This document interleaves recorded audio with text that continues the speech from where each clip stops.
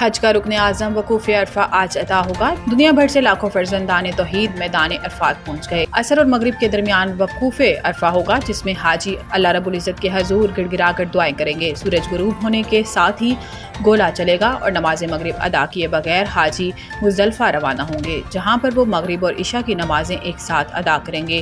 رات کھلے آسمان تلے گزارنے کے بعد حاجی نماز فجر ادا کریں گے اور طلوع آفتاب کے ساتھ ہی منا میں اپنے خیموں کی طرف لوٹ جائیں گے۔ رمی جمعرات کریں گے، بڑے شیطان کو 7 کنکریاں ماریں گے، قربانی کریں گے۔ حجاج کرام حلق کرانے کے بعد احرام کھول دیں گے اور عام لباس سے بے تن کر لیں گے۔ 11 ذی الحج کو حجاج کرام تینوں شیطانوں، چھوٹے، درمیانے اور بڑے شیطان کو 7 کنکریاں ماریں گے۔ رمی جمعرات کے بعد حجاج کرام طواف زیارت کے لیے خانہ کعبہ جائیں گے۔ 12 ذی الحج کو زوال آفتاب کے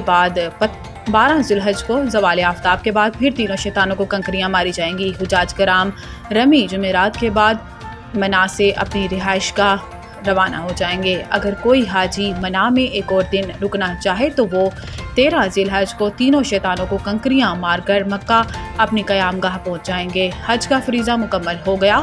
کچھ حاجی طواف الوداع کر کے اپنے وطن اور کچھ روزہ رسول صلی اللہ علیہ وسلم حاضری کے لیے مدینہ منورہ چلے جائیں گے۔ سلامتی کونسل میں غزہ جنگ بندی قرارداد ویٹو ہونے سے بہت خطرناک پیغام جائے گا۔ پاکستان کے مستقل مندوب عاصم افتخار نے سلامتی کونسل میں خطاب کرتے ہوئے کہا کہ غزہ میں 54,000 سے زائد فلسطینی شہید ہو چکے ہیں، جن میں خواتین اور بچے بھی بڑی تعداد میں شامل ہیں۔ انہوں نے کہا کہ غزہ میں اس وقت سنگین صورتحال ہے اور قرارداد کے ویٹو ہونے سے بہت خطرناک پیغام جائے گا۔ پاکستان کے مستقل مندوب نے کہا ہے کہ غزہ میں جنگ بندی کے لیے اور کتنا وقت چاہیے؟ زمین پر غزہ کا حال جہنم سے زیادہ برا ہے۔ عاصم افتخار نے کہا کہ 24 گھنٹے میں 100 سے زائد فلسطینیوں کو شہید کیا جا چکا ہے۔ اسرائیل غزہ میں جنگی جرائم اور نسل کشی کا مرتکب ہو رہا ہے۔ پاکستان کے مندوب عاصم افتخار نے مزید کہا کہ خوراک کے لیے غزہ میں شہریوں کا قتل ہو رہا ہے۔ غزہ میں قتل عام بند ہونا چاہیے۔ شہریوں کو جینے کا حق ہے۔ پاکستان فلسطین کی سیاسی اور سفارتی حمایت جاری رکھے گا۔ جنگ میں بھارت کا تماشا دنیا نے دیکھا، رافیل ایسے گرے جیسے چڑیا گرتی ہے۔ اقوام متحدہ کے دورے پر گئے پاکستانی وفد میں شامل وزیر موسمیاتی تبدیلی مصدق ملک نے گفتگو کرتے ہوئے کہا کہ جنگ میں بھارتی رافیل ایسے گر رہے تھے جیسے چڑیا گرتی ہے۔ انہوں نے کہا کہ روایتی جنگ میں بھارت نے ایسی مار کھائی کہ دنیا نے تماشا دیکھا۔ بھارت نے پاکستان پر حملہ کر کے دنیا میں اپنی سب کی کرائی۔ پہلگام واقعے کے بعد ہم نے غیر جانبدارانہ تحقیقات کا کہا، جس پر بھارت نے کہا کہ جنگ کریں گے۔ وفاقی وزیر کا کہنا تھا کہ بھارت کو ہمارے پائلٹس اور ہماری ٹیکنالوجی نے مارا ہے۔ بھارت نے ڈھونگ رچا رکھا تھا کہ روایتی جنگ میں ہمارا کوئی ثانی نہیں۔ بھارت ہم سے 7 گنا زیادہ اسلحہ دنیا سے خریدتا ہے۔ انہوں نے مزید کہا کہ جب سے جنگ بند ہوئی ہے، امریکی صدر 9 بار کشمیر کا ذکر کر چکے ہیں۔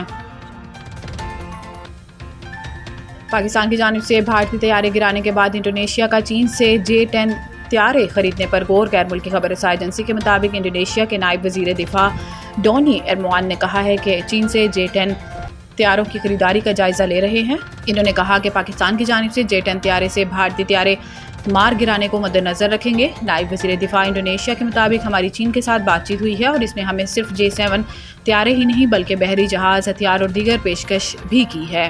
نائب وزیر دفاع انڈونیشیا کا مزید کہنا تھا کہ امریکی ساختہ F-15 اور فرانسیسی رافیل طیاروں کی خریداری پر بھی غور کر رہے ہیں۔ انڈونیشیا نے حالیہ برسوں میں اپنی پرانی فوجی ساز و سامان کو جدید بنانے کی کوششیں شروع کی ہیں اور 2022 میں اس نے $8.1 ارب مالیت کے 42 فرانسیسی رافیل لڑاکا طیارے خریدے ہیں، جن میں سے 6 طیارے اگلے سال فراہم کیے جائیں گے۔ واضح رہے کہ حالیہ پاک بھارت کشیدگی میں چینی ساختہ لڑاکا طیارے J-10C نے اپنا لوہا منوایا۔ اس ملازمین کی صحت و فلاح و بہبود کی طرف ایک اہم قدم۔ پنجاب پولیس اور Sarwar Shahida institute of cardiovascular sciences trust of cardio doctor مفاہمتی یاد پر دستخطی۔ سینٹرل پولیس آفس لاہور میں آیا ہسپتال انور اور ڈاکٹر شعیب سرور MG اور MU پر دستخط کیے۔ معاہدے کے تحت صوبہ بھر میں پولیس دفاتر میں کارڈیولر اسکریننگ کیمپس کا انعقاد کیا جائے گا۔ پولیس کی جانب سے تشویشناک بیماری کی تشخیص، شوگر اور دیگر کی مفت اسکریننگ کی جائے گی۔